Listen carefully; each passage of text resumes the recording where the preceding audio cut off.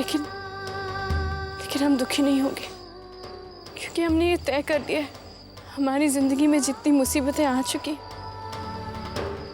इससे ज्यादा बुरा और कुछ नहीं हो सकता। जहां तक भवरी का सवाल है, हम जानते कि वो कभी सच्चाई नहीं बता पाएगी।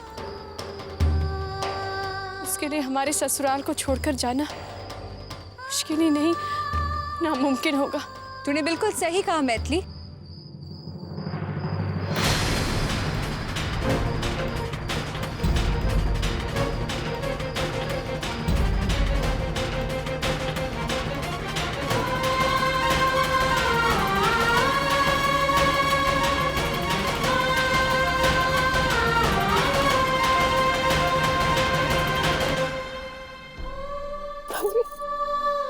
अब तुम्हारी तबीयत कैसी है? हमें इतनी चिंता हो रही थी तुम्हारी, तुम ठीक तो हो ना?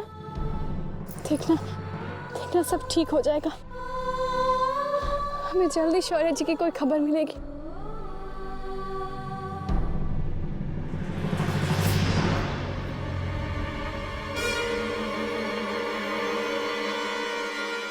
क्या ठीक हो जाएगा मैथिली?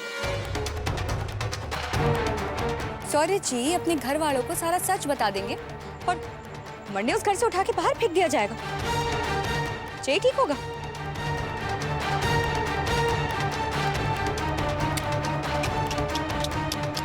ना, मैं तो ऐसा होने ही नहीं दूंगी।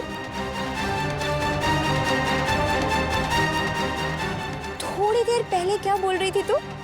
यही ना कि मारा उस घर से निकलना, उस हवेली से बाहर आना अब मुश्किल ही नहीं, नामुमकिन है।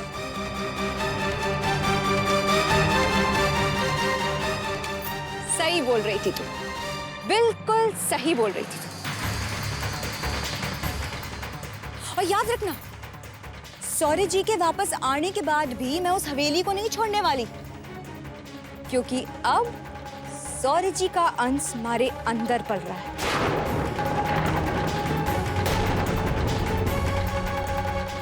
सही कहते हैं लोग, बिल्कुल सही कहते हैं कि जब औरत मां बनती है ना, तो स्वार्थी हो जाती है। और हनादी जी, मरने नहीं लगता कि आपको हमारे इस फैसले से कोई आपत्ति होगी।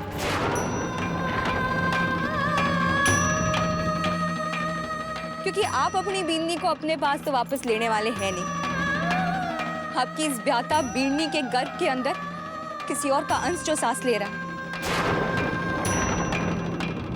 भवरी, मैंने कब कहा ऐसे? आप कहे ना कहे, लेकिन मारी तो समझ में आता है ना। अरे दुनिया का कौन सा ऐसा बींद होगा जो भला अपनी पत्नी को, जिसके अंदर किसी और का अंश पड़ रहा है, किसी और के बच्चे की मां बनने वाली, उसे स्वीकारेगा?